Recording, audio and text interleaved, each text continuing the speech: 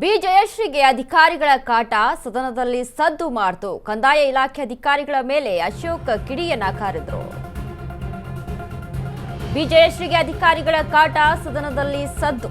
ಕಂದಾಯ ಇಲಾಖೆ ಅಧಿಕಾರಿಗಳ ಮೇಲೆ ಅಶೋಕ್ ಕಿಡಿ. ಜಮೀನು ಕೆಲಸ ಮಾಡಿಕೊಡಲು ಎಡಿಎಲ್ಆರ್ ಸತಾಯಿಸಿದ್ದಾನೆ.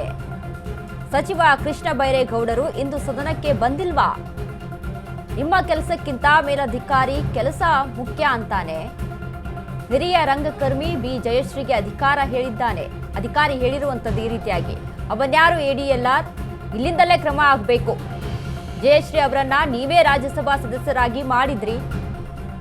ಕೇಂದ್ರ ಸರ್ಕಾರ ಜಯಶ್ರೀ ಅವರಿಗೆ ಪದ್ಮಶ್ರೀ ಪ್ರಶಸ್ತಿ ಸಹಿತ ನೀಡಿತು.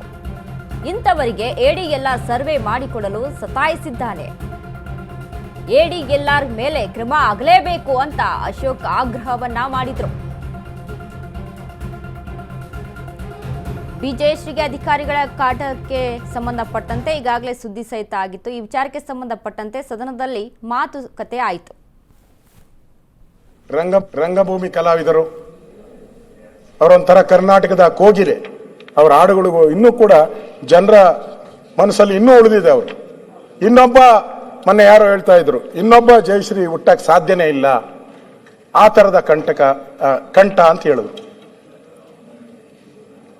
ಪದ್ಮಶ್ರೀ ಪುರಸ್ಕೃತ ರಂಗಭೂಮಿ ಕಲಾವಿದೆ ಬಿ ಜಯಶ್ರೀ ರಾಜ್ಯಸಭಾ ಸದಸ್ಯರು. ಅವರು ಕಂದಾಯ ಇಲಾಖೆಗೆ ಹೋದಾಗ ಏನಕ್ಕೆ ಹೋಗ್ತಾರೆ? ಕಂದಾಯ ಇಲಾಖೆ, ನನ್ನ ಹತ್ರ ಜಮೀನಿದೆ, ನಾನು ಜಮೀನನ್ನ ಸರ್ಕಾರಕ್ಕೆ ದಾನ ಕೊಡ್ತೀನಿ, ರಂಗಭೂಮಿಗೋಸ್ಕರ ಈ ಜಮೀನನ್ನ ನಾನು ಕೊಡ್ತೀನಿ, ನಾನು 5 ಗುಂಟೆ ಜಮೀನನ್ನ ನಾನು ಕೊಡ್ತೀನಿ, ಅಲ್ಲಿ ರಂಗಭೂಮಿ ಕಲಾವಿದರು ಆ ರಂಗಕಲೆಯನ್ನ ಬೆಳೆಸಲಿ, ಇದು ಮುಂದುವರಿಲಿ ಅಂತೇಳಿ ರಿಜಿಸ್ಟ್ರೇಷನ್ಗೆ ಹೋದ್ರು. ಪರಮೇಶ್ವರ್ ಅವರು, ನಿಮ್ಗೆ ಗೊತ್ತಿದೆ, ರಿಜಿಸ್ಟ್ರೇಷನ್ ಅವರು 100 ಕೊಯ್ರಿ ಹಾಕಿ ಕಳಿಸ್ತರು, ಸರ್ವೆ ಮಾಡಿಸ್ಕಮ್ಮ ಅಂತ ಹೇಳಿದ್ರು.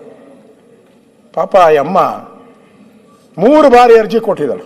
3 ಬಾರಿ 3 ಟೈಮ್ಸ್ ಅರ್ಜಿ ಕೊಟ್ಟಿದ್ದಾರೆ. 3 ಬಾರಿ ಅರ್ಜಿ, ನೋ ರಿಪ್ಲೈ. ಬಿಡಿ, ಬಡವ್ರ ಪಾಡು ನಮ್ಮ ಪಾಡೆಲ್ಲ ನಮ್ಮದು ಬಿಡಿ, ಬಡವ್ರ ಪಾಡು ಏನು ಪಾಡು ಅಂತ ಆ ಪದ ಹೇಳಕ್ಕಾಗಲ್ಲ. ನಾವು ನಾಯಿ ಪಾಡಾಗೋಗ್ಬಿಟ್ಟಿದೆ ನಮ್ದೆಲ್ಲ. ಆ ಅಮ್ಮ ಕೊನೆಯಲ್ಲಿ ಆಫೀಸ್ಗೆ ಹೋಗ್ತಾರೆ, ಸರ್ವೆ ಆಫೀಸ್ಗೆ.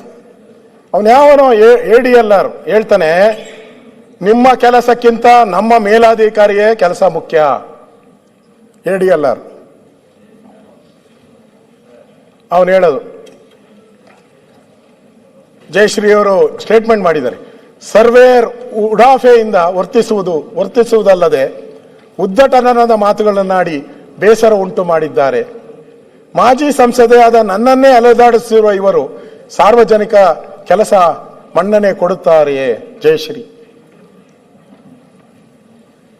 ಕಲಾವಿದೆ. ನಮ್ಮ ಕನ್ನಡ ಸಂಸ್ಕೃತಿ ಇಲಾಖೆಯ ಮಂತ್ರಿನೂ ಇಲ್ಲೇ ಇದ್ದಾರೆ. ಕಿವಿ ತೆಗೆದ್ಬಿಟ್ರು, ನಾನು ಹೇಳಿದ ತಕ್ಷಣ ಕಿವಿಗೆ ಹಾಕೊಂಡಿದ್ದು ತೆಗೆದ್ಬಿಟ್ರು, ಯಾಕಪ್ಪ ನನಗೆ ಅಂತ ಹೇಳ್ಬಿಟ್ಟು. ಇರ್ಲಿ, ಇಲ್ಲಿ ಹೇಳ್ಬಿಡ್ತೀನಿ, ಅದನ್ನ ಹೇಳ್ಬಿಡ್ತೀನಿ. ದಾನ ಕೊಡಕ್ಕೆ ಹೋದಂತ ಜಮೀನ್ಗೆ ಸರ್ವೆ ಮಾಡೋಣಕ್ಕೆ ನೀನು ಲಂಚಕ್ಕೋಸ್ಕರ ಅಲಿಸ್ತಾ ಇದ್ದೀರಲ್ಲ. ಇಂಥ ಕಲಾವಿದೆ ಜಯಶ್ರೀ ರಾಜ್ಯಸಭಾ ಸದಸ್ಯರು, ಪದ್ಮಶ್ರೀ ಏನಕ್ಕೆ ಬೇಕು ಅವ್ರಿಗೆ?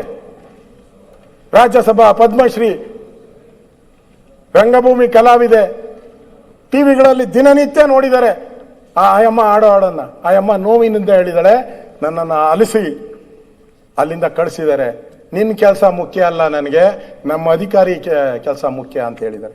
ನಾಚಿಕೆ ಆಗ್ಬೇಕಲ್ಲ ಈ ಸರ್ಕಾರಕ್ಕೆ.